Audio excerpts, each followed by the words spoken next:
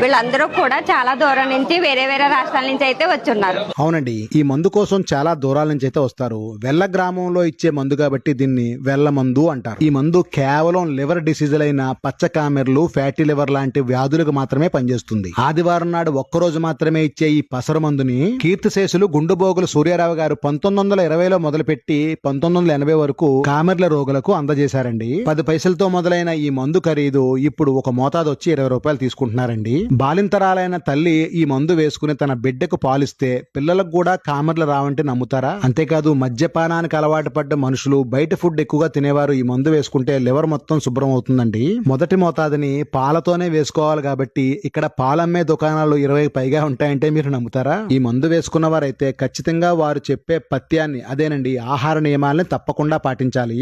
ఆదివారం ఉదయాన్నే వెళ్లి అక్కడ లైన్ లో నుంచుంటే కళ్ళ కిందన్న రంగుని, పొట్ట గట్టిదనాన్ని చెక్ చేసి మనకు మందిస్తారు.